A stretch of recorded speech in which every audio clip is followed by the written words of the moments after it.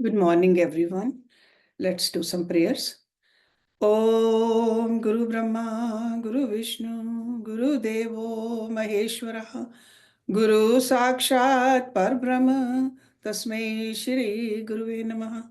Om Bhurbhavasvaha, Tatsavitra Bhargo Devasya Dhimahi, Diyo Yo Na Prachodayat, Asto Ma Sadgamya, तमसो मा ज्योतिर्गमय मृत्योर्मा अमृतं गमय ओम सहनाववतु सहनौ भुनक्तु सवीर्यं करवावहै तेजस्विनावधीतमस्तु मा विद्विषावहै ओम शांति शांति Shanti Om. Let's open our Yoga Vashishta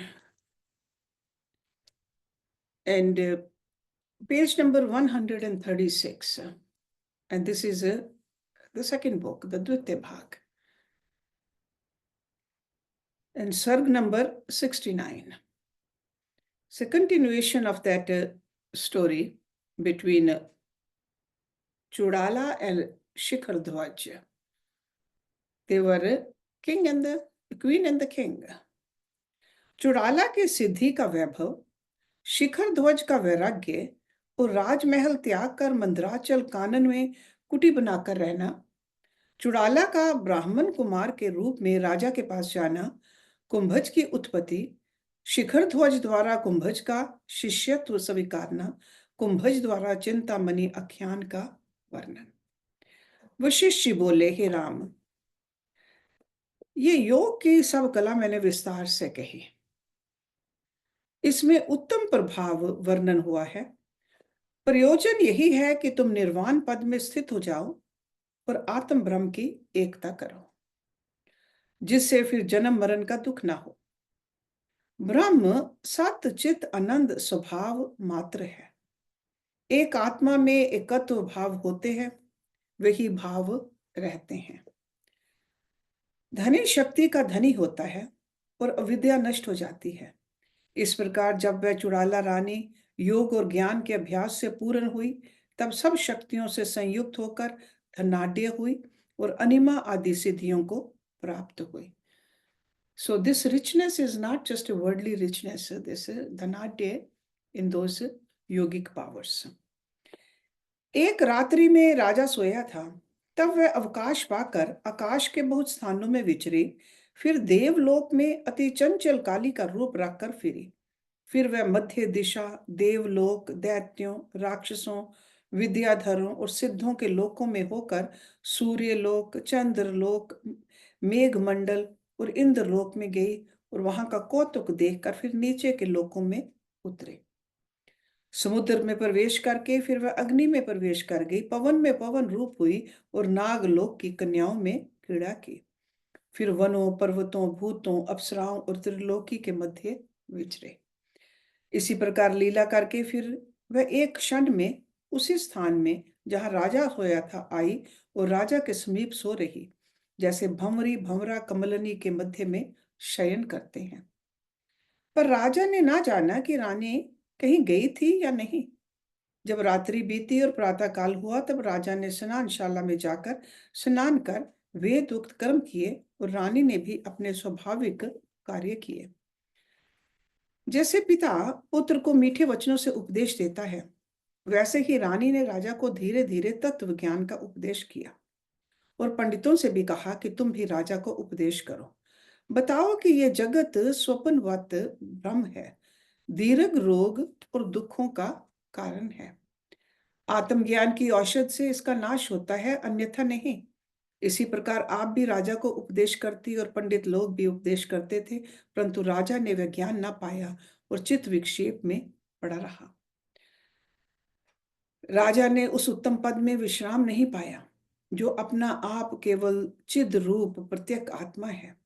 Ram ने पूछा, हे महामुनि, रानी तो सर्वशक्ति संपन्न थी, योग कला में भी अति चतुर और ज्ञान कला में तद्रूप थी, और राजा भी अति मूढ़ ना था, फिर उसकी समझ में रानी का उपदेश क्यों न दृढ़ हुआ. रानी भी उसको प्रीति से उपदेश करती थी, तब क्या कारण था जो वह अपने पद में स्थित ना हुआ। वशिष्ठ जी बोले, हे राम, जैसे बिना छिदे मोती में तागा प्रवेश नहीं करता, वैसे ही चुड़ाला के उपदेश ने राजा को ना बेधा। जब तक आप विचार ना करें और उसमें दृढ़ अभ्यास ना हो, तब तक यदि ब्रह्मा भी उपदेश करें तो उसको वह ना बेधेगा, क्योंकि आत्मा आप ही से जाना जाता है और इंद्रिय विषय नहीं है। अधिष्ठान रूप और स्वभाव मात्र आत्मा आप ही अपने को देखता है, वह किसी मन और इंद्रियों का विषय नहीं है। राम ने पूछा, हे भगवान, यदि आत्मा अपने को आप ही से देखता है तो गुरु और शास्त्र किस निमित्त उपदेश करते हैं? वशिष्ठ जी बोले, हे राम, गुरु और शास्त्र जता देते हैं कि तेरा स्वरूप आत्मा है, परंतु वे इदम ये है करके नहीं दिखाते। विचार नेत्र से आत्मा अपने को आप ही देखता है, विचार से रहित होकर उसको नहीं देख पाता। जैसे किसी पुरुष को कोई आंखों वाला मनुष्य चंद्रमा दिखाता है, पर जो वह देखने वाला आंखों वाला होता है तो देख पाता है, और मंद दृष्टि होता है तो नहीं देख पाता। वैसे ही गुरु और शास्त्र आत्म रूप वर्णन करते हैं और दिखाते हैं, पर जब शिष्य विचार नेत्र से देखता है तभी कहता है कि मैंने देखा, और फिर अन्यों को दिखाने के योग्य होता है। हे राम, आत्मा इंद्रिय अतीत है, वह अपना आप मूल रूप है और इंद्रियां कल्पित हैं। जो तुम कहो कि तुम भी तो इंद्रियों से ही उपदेश करते हो, तो सब इंद्रियों का विस्मरण करने पर अपना मूल तुम्हें भासित होगा। हे राम, इस पर एक क्रांत का इतिहास है, उसे सुनो। एक क्रांत था जिसके पास बहुत धन और अनाज था, परंतु वह ऐसा कृपण था कि किसी को कुछ ना देता था। धन की उसे ऐसी तृष्णा थी कि चाहता था कि किसी प्रकार उसे चिंता मनी मिले। इसी इच्छा से वह एक समय घर से बाहर निकल पृथ्वी की ओर देखता जाता था कि एक स्थान में पहुंचा जहां घास और भूस पड़ा था। उसे उसमें एक कौड़ी पड़ी मिली। वह उस कौड़ी को उठाकर देखने लगा कि कुछ और भी निकले। फिर वहां दूसरी कौड़ी निकली। इसी प्रकार ढूंढते ढूंढते उसे 3 दिन व्यतीत हुए, तब 4 कौड़ियां निकली, फिर 8 निकली। जब 3 दिन तक और ढूंढते बीते, तब चंद्रमा की भांति चिंतामणि प्रकट देखी और उसे लेकर अपने घर आया और अति हर्षित हुआ। हे राम, वैसे ही गुरु और शास्त्रों से तत्व तत्वमसि और अहम ब्रह्मास्मि का पाना कौड़ियों को खोजना है, और आत्मा चिंतामणि रूप है। पर जैसे कौड़ियों की खोज में उसने चिंतामणि बिना खोजे नहीं पाई, वैसे ही गुरु और शास्त्रों से आत्म पद मिलता है, गुरु और शास्त्रों के बिना नहीं। धन, तप और कर्म से आत्मा प्राप्य नहीं, केवल अपने आप खोजने से पाया जाता है। हे राम, जब शिखर ध्वज चुड़ाला के पास से उठकर स्नान को चला गया, तब राजा को मन में वैराग्य उपजा कि यह संसार मिथ्या है। हमने बहुत भोग भोगे तो भी हृदय को शांति ना हुई, और इन भोगों का परिणाम दुखदायक है। जब मन में ऐसा विचार आया, तब राजा ने गौ, पृथ्वी, स्वर्ण, मंदिर और दूसरी विपुल सामग्री दान कर डाली, और सब ऐश्वर्य के पदार्थ ब्राह्मणों, गरीबों और अतिथियों को अधिकार के अनुसार बांट दिए। रानी ने भी ब्राह्मणों और मंत्रियों से कहा कि राजा को तुम यही उपदेश दिया करो कि ये भोग मिथ्या हैं, इनमें कुछ सुख नहीं। आत्म सुख बड़ा सुख है, जिसके पाने से जन्म मरण से मुक्ति होती है। इसी प्रकार राजा ब्राह्मणों से सुनकर अपने मन में भी वैराग्य उपजाता था। इस कारण विचार किया कि मैं इस संसार दुख से रहित हो जाऊं। यह संसार बड़ा दुख रूप है और इसमें सदा जन्म मरण है। निदान राजा को मन में आया कि मैं तीर्थाटन और पुण्य स्नान करूं। इसलिए तीर्थों को चला और स्नान दान करता हुआ देवताओं, तीर्थों और सिद्धों के दर्शन करके गृह को आया। रात्रि के समय रानी के साथ शयन किया तो रानी ने कहा कि हे अंगने, अब मैं वन को तप करने के लिए जाता हूँ, क्योंकि ये भोग मुझे दुखदायक जान पड़ते हैं और राज्य भी वन सा उजाड़ प्रतीत होता है। ये भोग हम बहुत काल तक भोगते रहे तो भी इनमें सुख मिलने ना आया, इसलिए मैं वन को जाता हूँ, मुझे ना अटकाना। तब रानी ने कहा, हे राजन, अभी तुम्हारी कितनी अवस्था है जो वन को जाते हो? अब तो हमारे राज्य भोगने का समय है। जैसे वो संत में फल शोभा पाते हैं और शरत काल में नहीं, वैसे ही हम भी जब वृद्ध होंगे तब वन को जाएंगे और वन ही में शोभा पाएंगे। जैसे वन्य फूल श्वेत होते हैं, वैसे ही जब हमारे केश श्वेत होंगे तब शोभा पाएंगे। अभी तो राज्य करो। हे राम, इस प्रकार रानी ने कहा, पर राजा का चित्त वैराग्य ही में रहा और वे रानी का कहना चित्त में ना ला सका। जैसे चंद्रमा बिना कमलनी शांति नहीं पाती, वैसे ही ज्ञान बिना राजा को शांति ना हुई। परंतु वैराग्य करके फिर कहने लगा, हे रानी, अब मुझे ना रोको। अब राज्य मुझको फीका लगता है, इसलिए मैं वन को जाता हूँ, यहाँ नहीं ठहर सकता। जो तुम कहो कि मैं यहाँ आपकी सेवा टहल करती थी, वन में कौन करेगा? तो उत्तर है कि पृथ्वी ही मेरी सेवा टहल करेगी। वन की विथियां स्त्रियां होंगी, मृग शावक पुत्र होंगे, आकाश हमारे वस्त्र और फूल के गुच्छे भूषण होंगे। जब दूसरी रात्रि हुई और राजा वहां से चला, तो रानी और सेना भी पीछे पीछे चली और कोट के बीच सब स्थित हुए। राजा और रानी ने विश्राम किया, जैसे भ्रमर भ्रमरी सोते हैं, और सेना और सहेलियां भी सब सो गई। सब पत्थर की शिला सदृश निद्रा से जड़ हो गए। जब आधी रात्रि व्यतीत हुई तो राजा जागा और देखा कि सब सो गए हैं। निदान शैया से उठ रानी के वस्त्र एक और करके और हाथ में खड्ग लेकर निकला, जैसे क्षीर सागर से विष्णु भगवान लक्ष्मी के पास से उठते हैं। वैसे ही उठकर सब लोगों को लांघता कोट के दरवाजे पर आया तो देखा आधे मनुष्य जागते थे और आधे सो गए थे। उन्होंने जब राजा को देखा तब राजा ने कहा, द्वारपालो, तुम यहीं बैठे रहो, मैं अकेला ही वीर यात्रा को जाता हूँ। इतना कह राजा बड़े वेग से चला गया और बाहर निकल कर कहा, हे राजलक्ष्मी, तुझको प्रणाम है। अब मैं कानन को चला, फिर एक वन में पहुंचा जहां सिंह सर्प तथा भयानक जीव थे। उनके शब्द सुनता आगे चला तो उसके आगे और वन मिला, उसको भी लांग गया। 8 पहर चलकर राजा एक स्थान को जा पहुंचा। जब सूर्य का उदय हुआ तब स्नान करके संध्या आदि कर्म किए और वृक्षों के फल खाकर फिर वहां से आगे चला, इस डर से कि कोई कहीं पीछे से आकर मुझे ना रोके। बड़े वेग से चला, बड़े बड़े पहाड़, नदियां और वन लांग कर 12 दिन पश्चात मंदराचल के निकट जा पहुंचा। एक वन में जाकर ठहरा और स्नान करके कुछ भोजन किया। मेघ और छाया से रक्षा के निमित्त उसने वहां एक झोपड़ी बनाई और पात्र बनाकर उसमें फूल और फल रखे। जब प्रातः काल होता तब स्नान करके पहर भर जप करता और फिर देव अर्चा के निमित्त फूल चुनता था। 2 पहर स्नान करके ऐसे व्यतीत करता था। जब तीसरा पहर होता तब वह फलाहार करता था। चौथे पहर फिर संध्या और जप करता था। कुछ काल रात्रि को शयन करता और बाकी जप में बिताता था। इसी प्रकार काल यापन करता था। हे राम, राजा की तो ये अवस्था हुई, अब रानी की अवस्था सुनो। जब अर्धरात्रि के पीछे रानी जगी तो क्या देखा कि राजा वहां नहीं है और शैया रिक्त पड़ी है। रानी ने सहेलियों को जगाकर कहा, बड़े कष्ट की बात है कि राजा वन को निकल गए, वे बड़े भयानक वन में जाएंगे। ऐसा कहकर मन में विचार किया कि राजा को देखना चाहिए। इसलिए योग में स्थित होकर आकाश को उड़ी और आकाश की तरह देह को अंतर ध्यान किया। जैसे योगेश्वरी भवानी उड़ती है, वैसे ही उड़ी और आकाश में स्थित होकर उसने देखा कि राजा चला जा रहा है। रानी के मन में आया कि इसका मार्ग रोकूं, पर क्षण मात्र स्थित होकर भविष्य को विचारने लगी कि राजा का और मेरा संयोग नीति में कैसे रचा है। विचार करके देखा कि राजा का और मेरा मिलाप होने में अभी बहुत काल बाकी है। अवश्य मिलाप होगा और मेरे उपदेश से राजा जगेगा, परंतु ये सब बहुत काल बीतने पर होगा। अभी इसके कषाय मन के दोष परिपक्व नहीं हुए, इससे इसका मार्ग ना रोकना चाहिए। निदान रानी फिर अपने घर आई और शैया पर शयन कर बड़ी प्रसन्नता को प्राप्त हुई। जब रात्रि व्यतीत हुई तब मंत्रियों से कहने लगे कि राजा एक तीर्थ करने गए हैं और दर्शन करके फिर आएंगे, तुम अपने कार्य करते रहो। ये सुन मंत्री अपने काम करने लगे। इसी प्रकार रानी ने 8 वर्ष तक राज्य किया और प्रजा को सुख दिया। जैसे माली कमलों और क्यारियों को पालता है, वैसे ही रानी ने प्रजा को पाल कर सुख दिया।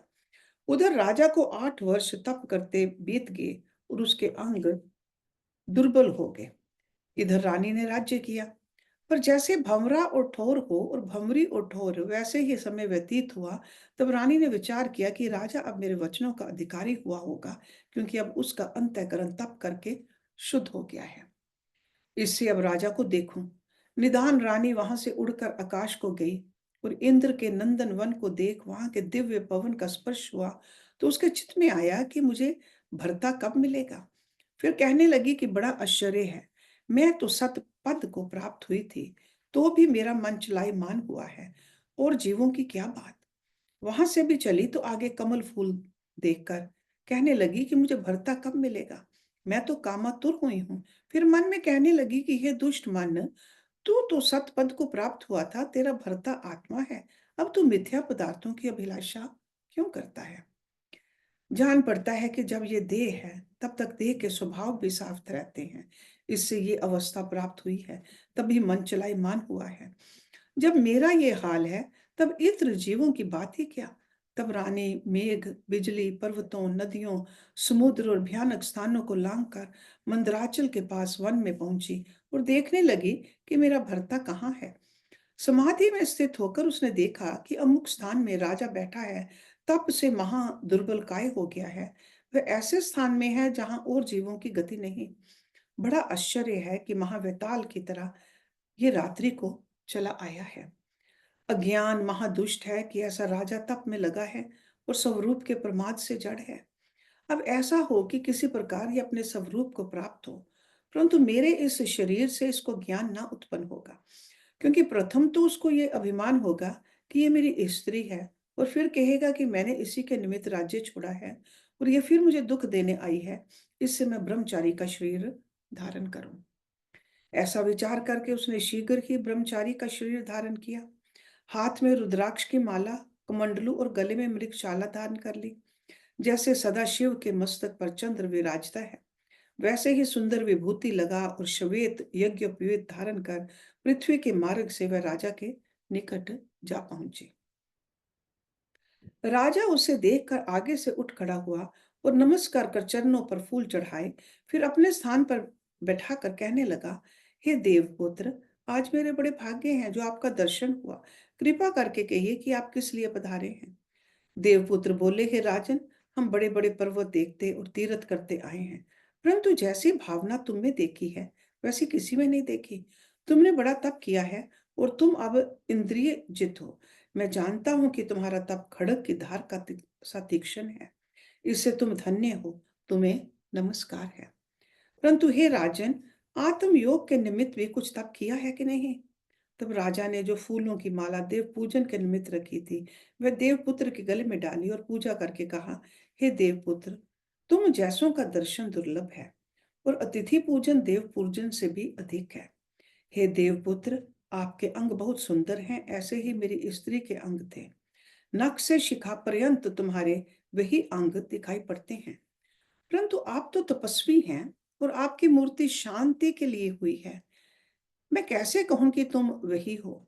इससे ये देवपुत्र, आप किसके पुत्र हैं, यहाँ किस हेतु आए हैं और आगे कहाँ जाएंगे, ये कहकर मेरा संशय निवृत्त कीजिए। तब वे देवपुत्र ने कहा, हे राजन, एक समय नारद मुनि सुमेरु पर्वत की कंदरा में, जहां आश्चर्य के देने वाले वृक्ष मंजरियों फूलों और फलों से पूर्ण थे और ब्राह्मणों की कुटी बनी हुई थी, समाधि लगाकर बैठे। वहां गंगा का प्रवाह बहता था और सिद्धों को छोड़ और जीवों की गति ना थी। इससे नारद मुनि वहां कुछ काल समाधि में स्थित रहे। जब समाधि खोली तब उन्होंने आभूषणों का शब्द सुना और मन में महा आश्चर्य माना कि यहाँ तो कोई नहीं आ सकता, ये भूषणों का शब्द कहाँ से आया। तब उठकर देखने लगे कि गंगा के प्रवाह में उर्वशी आदि महासुंदरी अप्सराएं निर्वसन स्नान कर रही हैं। जब उनको नारद जी ने देखा तो उनका विवेक जाता रहा और वीर्य निकलकर उनके पास जो एक सुंदर बेल थी उसके पत्ते पर स्थित हुआ। इतना सुनकर शिखर ध्वज ने कहा, हे देवपुत्र, ऐसे ब्रह्मवेता और सर्वज्ञ मननशील योगी नारद मुनि का वीर्य किस निमित्त गिरा। देवपुत्र ने कहा, हे राजन, जब तक शरीर है तब तक अज्ञानी और ज्ञानी के शरीरों का स्वभाव निवृत्त नहीं होता, परंतु एक भेद है। ज्ञानवान को यदि दुख प्राप्त होता है तो वह दुख नहीं मानता, और यदि सुख प्राप्त होता है तो सुख नहीं मानता और उससे हर्षित नहीं होता। अज्ञानी को यदि सुख दुख प्राप्त होते हैं तो वह हर्ष शोक करता है। जैसे श्वेत पत्र पर केसर का रंग शीघ्र ही चढ़ जाता है, वैसे ही अज्ञानी को दुख सुख का रंग शीघ्र ही चढ़ जाता है। और जैसे मोम के वस्त्रों को जल का स्पर्श नहीं होता, वैसे ही ज्ञानवान को दुख सुख का स्पर्श नहीं होता। जिसके अंतःकरण रूपी वस्त्र को ज्ञान रूपी मोम नहीं चढ़ा, उसको दुख सुख रूप जल स्पर्श कर जाता है। दुख की और सुख की नाड़ियां भिन्न भिन्न हैं। जब सुख की नाड़ी में जीव स्थित होता है, तब कोई दुख नहीं दुखता, और जब दुख की नाड़ी में स्थित होता है, तब सुख नहीं देखता। अज्ञानी को कोई दुख का स्थान है और कोई सुख का स्थान है, और ज्ञानी को एक आभास मात्र दिखाई देता है। उसे बंधन नहीं होता। जब तक अज्ञान का संबंध है, तब तक दुख नहीं निवृत्त होता। तब राजा ने कहा कि वीर्य जो गिरता है, वह कैसे निवृत्त होता है। देवपुत्र ने कहा, हे राजन, जब चित्त वासना से क्षोभग्रस्त होता है, तब नाड़ियों में भी क्षोभ होता है और वे अपने स्थानों को त्यागने लगती हैं। उसी अवस्था में वीर्य वाली नाड़ी से भी स्वाभाविक ही वीर्य नीचे को चला जाता है। फिर राजा ने पूछा, हे देवपुत्र, स्वाभाविक किसे कहते हैं। देवपुत्र ने कहा, हे राजन, आदि शुद्ध चैतन्य परमात्मा में जो सुफुरन हुआ है, उस क्षण मात्र शक्ति के उत्थान से प्रपंच बन गया है। इसमें आदि नियम ये हुआ है कि ये घट है, ये पट है, ये अग्नि है, इसमें उष्णता है, ये जल है, इसमें शीतलता है। वैसे ही ये भी नियम है कि वीर्य ऊपर से नीचे को आता है। जैसे पहाड़ से पत्थर गिरता है तो नीचे को चला जाता है, वैसे ही वीर्य भी नीचे को आता है। तब राजा ने प्रश्न किया कि हे देवपुत्र, जीव को दुख सुख कैसे होता है और दुख सुख का अभाव कैसे होता है। देवपुत्र ने कहा, हे राजन, ये जीव कुंडलिनी शक्ति में स्थित होकर दृश्य में जो चारों अंतःकरण, इंद्रियां और शरीर हैं, उनमें अभिमान करके इनके दुख से दुखी और इनके सुख से सुखी होता है।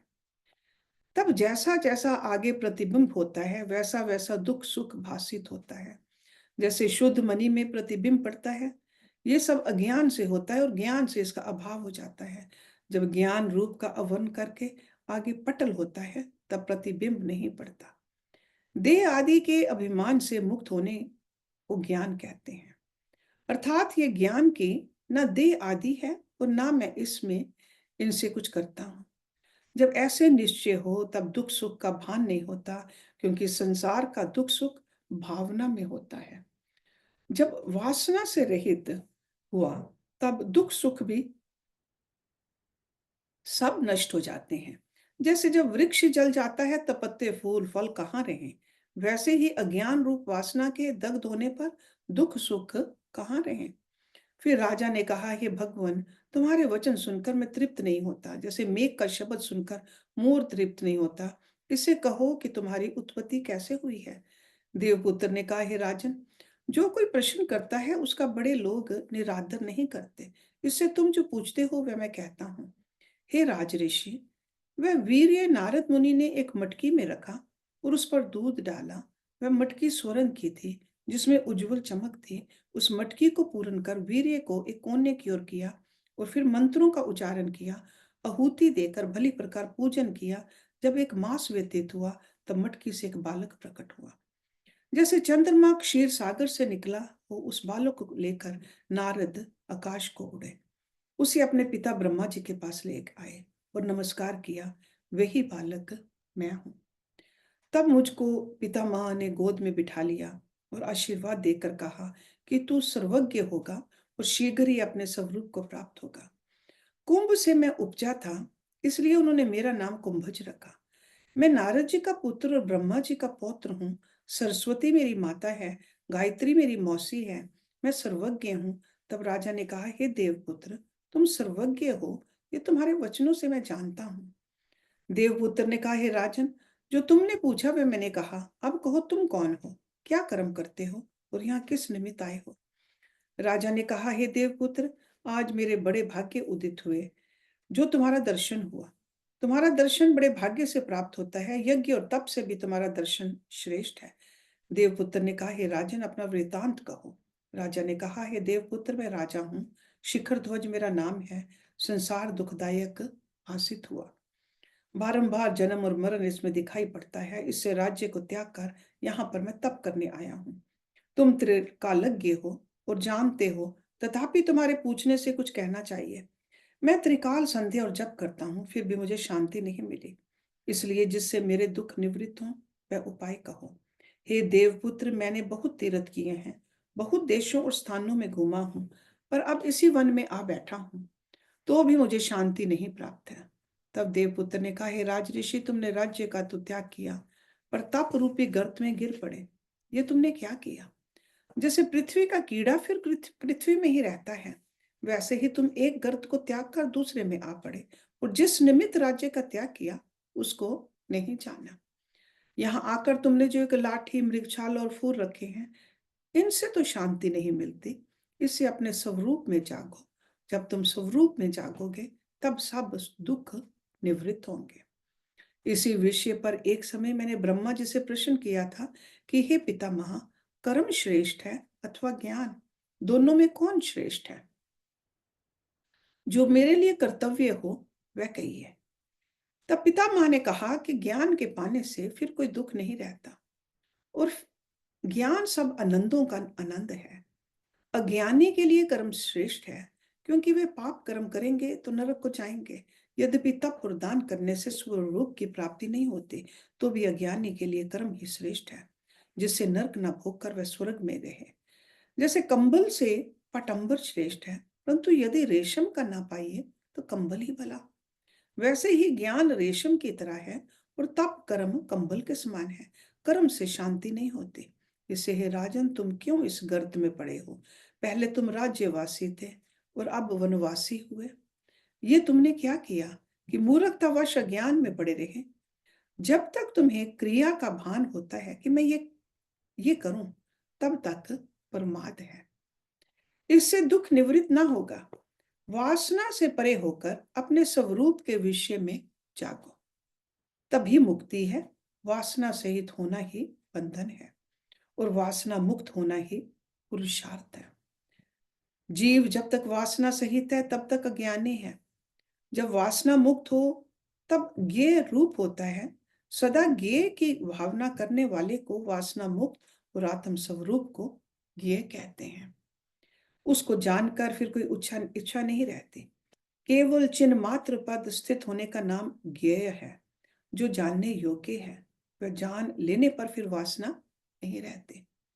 केवल स्वच्छ आप ही होता है।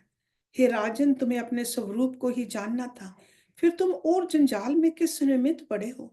आत्मज्ञान बिना और अनेक यत्न करो तो भी शांति नहीं मिलेगी। जैसे पवन से रहित वृक्ष शांत रूप होता है, और जब पवन होता है तब क्षोभ को प्राप्त होकर हिलता है, वैसे ही जब वासना निवृत्त होगी तब शांत पथ प्राप्त होगा और कोई क्षोभ शेष ना रहेगा। देवपुत्र ने जब ऐसा कहा, तब राजा ने कहा, हे भगवान, तुम मेरे पिता हो, तुम ही गुरु हो, तुम ही कृतार्थ करने वाले हो। मैंने वासना से घोर दुख पाया है। जैसे किसी वृक्ष के पत्ते, डाल, फूल, फल सूख जाएं और अकेला ढूंढ रह जाए, वैसे ही ज्ञान बिना मैं भी ढूंढ सा हो रहा हूँ। इसलिए कृपा करके मुझे शांति का मार्ग बताओ।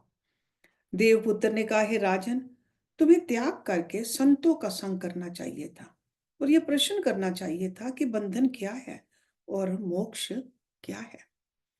मैं क्या हूं और यह संसार क्या है?